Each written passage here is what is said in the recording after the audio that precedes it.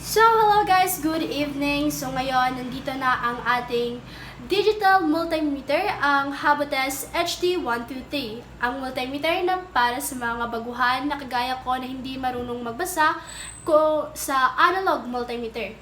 So, madali lang pong gamitin ang Habotes HD123 digital multimeter, guys.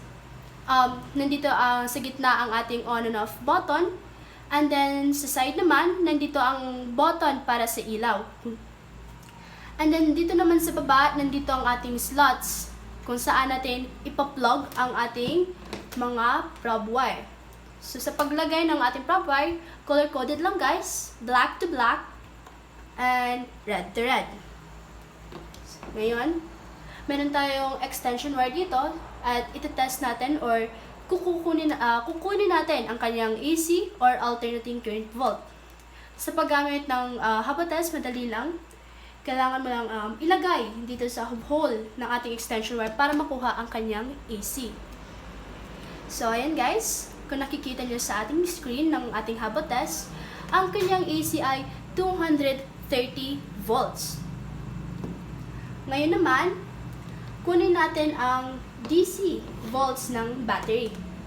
So, mayroon tayong battery dito. Kunin na natin to.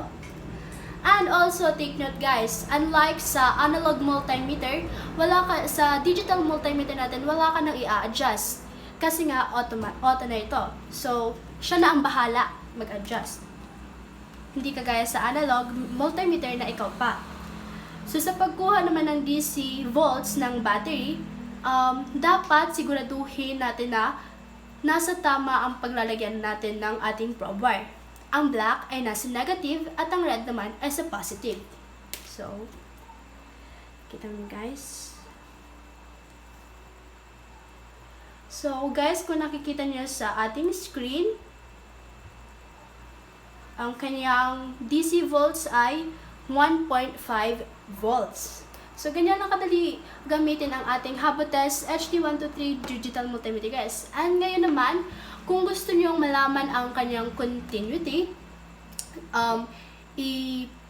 i-attach niyo lang sa side.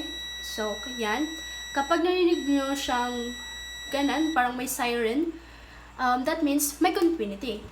Ngayon naman, subukan natin or itetest natin or kukunin natin kung meron nga bang continuity ang itong sample natin, which is ang audio jack. So, ganun lang din. Ang ating probe wire ay ididikit lang natin sa both ends. So, kapag tumunog siya, ibig sabihin may continuity siya. So, kagaya nito, tumunog siya, ibig sabihin may continuity siya. So, ayun lang guys.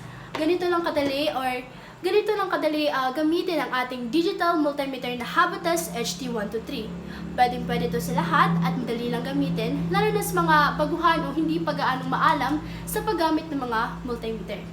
So, yun lang. Maraming salamat.